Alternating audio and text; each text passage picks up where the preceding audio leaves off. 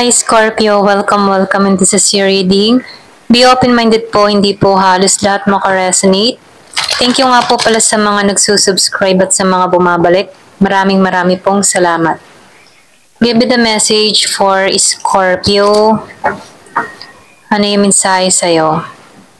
Give me the message for Scorpio. Ano yung mensahe sa'yo?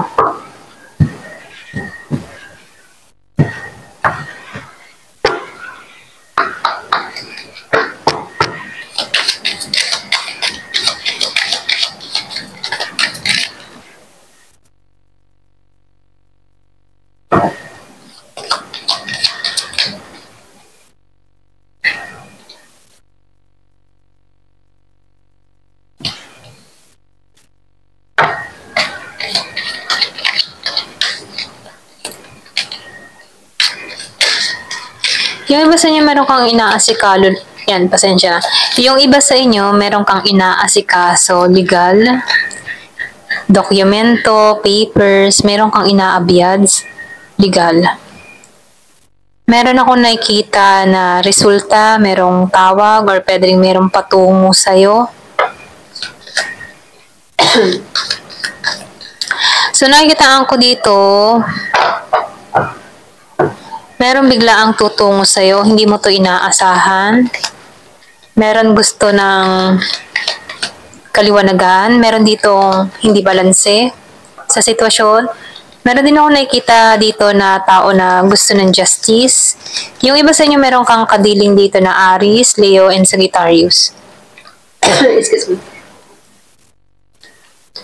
So, meron ditong aasikasuhin, pwedeng sa lupa, pamana, okay? So, meron ako nakikita dito na meron hindi napagkakasunduan about sa pera. Walang pakipagkasundo, merong dayaan, or pwedeng meron ditong hindi nagkakaunawaan, hindi nagkakasundo. Ayan. Kaya meron ditong mag-uusap sa korte, ganyan. Give me the message.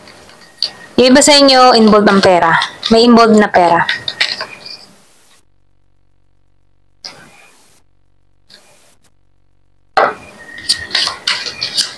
So, nakikita ko din dito yung iba sa inyo, parang hindi ka secure. Parang meron ditong dayaan na nangyari.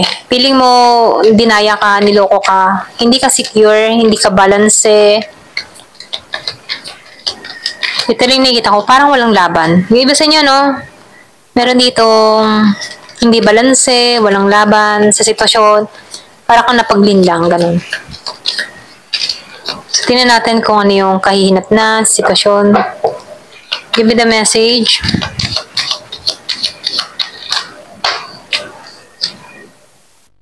So, nakikita ko dito, maalisan mo to, yung iba sa inyo, kung meron kang mga pinoproblema nitong mga nagdaang araw, merong bumabagabag sa'yo, feeling mo napagdaya ka, naloko ka, feeling mo hindi patas ang lahat. So, nakikita ko dito, maalisan mo to. Yung iba sa inyo, nitong mga nagdaang araw, naging problema to sa'yo, nagpabalisa to sa'yo. Pero nakikitaan ko dito, matatapos na to. Kung naman yung mga problema na dumating sa'yo nitong mga nagdaan, nakikitaan ko dito, matatapos na to. Maayos na to. So, nakikitaan ko din dito, yung iba naman sa inyo, nakikitaan ko dito, nanahimik ka or nag-isolate ka or pwede rin sabihin, hinahanap mo yung kaliwanagan, nagninilay-nilay ka, inaalam mo yung sitwasyon, naninimbang-nimbang ka sa sitwasyon, pinag-iisipan mong maigi yung gagawin mong hakbang. So, nakikitaan ko dito na ginagabayan ka sa pagpapasya mo. Ayan. Kung ano man yung mga problema mo nitong nagdaan, parang tinulungan mo yung sarili mo na kalmahin yung sitwasyon mo, nagiging aware ka sa nararamdaman mo.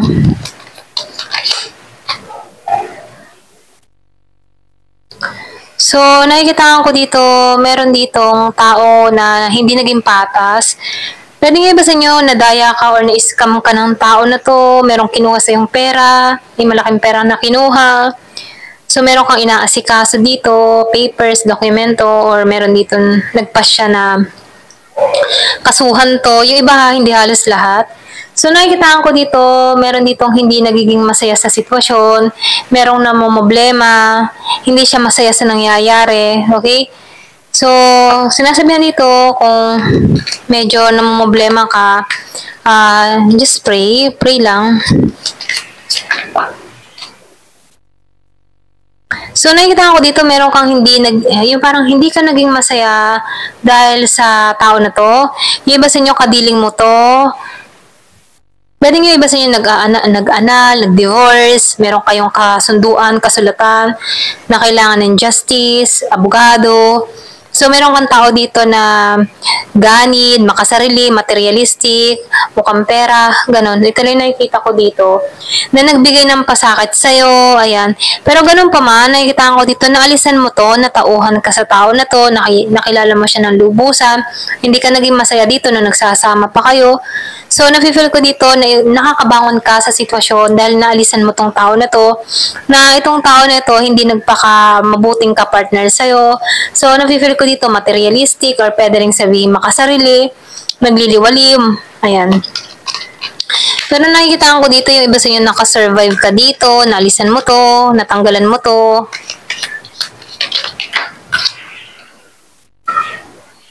So, Queen of Wands, balik alindog ka na ulit. Ito lang nakikita ko. Balik alindog ka, meron kang nang inaayos sa sarili mo. So, nafe-feel ko dito, nagiging kang energetic muli, naibabangon mo muli yung sarili mo, nagiging kang attractive dito muli, nakikita mo na muli yung light mo, confident mo. So, nakikita ko dito, hindi ka nawalan ng pag-asa, may mga pagsubok na dumating sa buhay mo, hamon sa buhay, pero hindi ka nawalan ng pag-asa.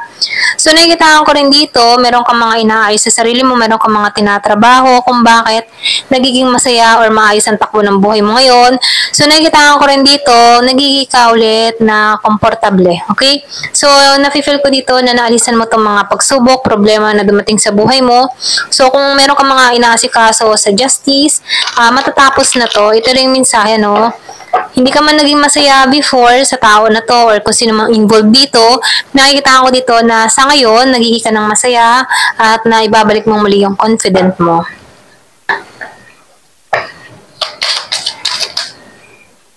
So, yun nga, revert, ano, yung sinabi ko kanina, na ibabalik mo muli yung confident mo, parang kang sinisilang muli, pinoprotektahan mo na yung energy mo, yung sarili mo, nagiging kang kalmado, nagiging kang matalino sa pag-iisip, sa pagpapasya.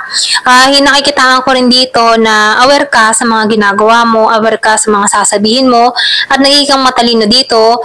Kaya lang, nakikitaan ko dito, meron nagmamasid o nagmamatsyag sa'yo, meron nakasubaybay, or pwede rin may mga tao pa rin dito na gustong pabagsakin ka dito. Yung iba sa inyo, ito rin nakikita ko. So, huwag kang mag-alala. So, nakikita ko dito, challenge to para sa'yo. Pero, feel ko sa'yo, sisiw lang tong pagsubok na to kasi matalino ka. So, nakikita ko dito, checkmate, parang panalo ka dito. Ito rin nakikita ko. Sa challenge na to, ikaw yung panalo. Kumbaga, nasa iyo yung alas. Meron kang ebidensya, or meron kang patunay. Confident ka dito, ito rin nakikita ko sa'yo. Surrender na sila sa'yo, okay? Kahit bigyan ka ng maraming problema dito, kaya mo yung sarili mo kasi matalino ka. Alam mo yung ginagawa mo. Oh, matalino ka nga dito. Ito lang nakikita ko. So, palaban ka talaga. Vision. So, matalino ka, no? Alam mo yung ginagawa mo. Malakas yung instinct mo. Malakas yung iyong pakiramdam. Alam mo na yung kahihinat na ng sitwasyon.